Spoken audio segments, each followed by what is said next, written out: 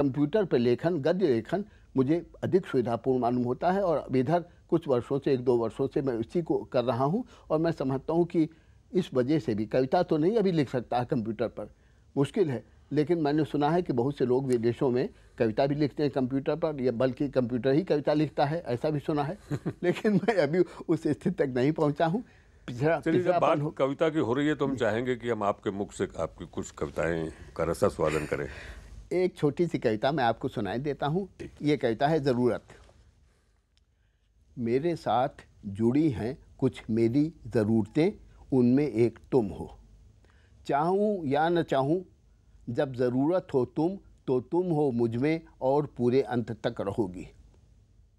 मेरे साथ जुड़ी हैं कुछ मेरी ज़रूरतें, उनमें एक तुम हो। चाहूँ या न चाहूँ, जब ज़रूरत हो तुम, तो तुम हो मुझ में और पूरे अंत तक रहोगी। इससे यह सिद्ध कहाँ होता कि मैं भी हूँ तुम्हारे लिए उसी तरह ज़रूरी।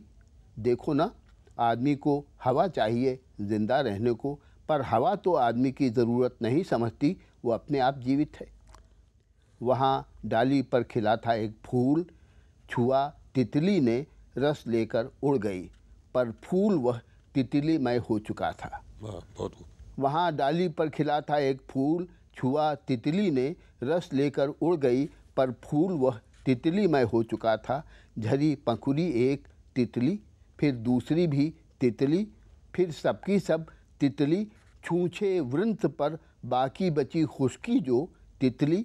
कोमलता अंतिम क्षण तक ये बता कर ही गई, मैं वहाँ भी हूँ जहाँ मेरी कोई ज़रूरत नहीं।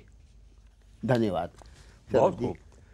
अजीत जी, आप समय निकाल कर स्टूडियो में तशरीफ़ लाए और आपने हमें इतनी ज्ञानवर्धक बातें बताई, बचपन से लेकर कविता भी आपने सुनाई।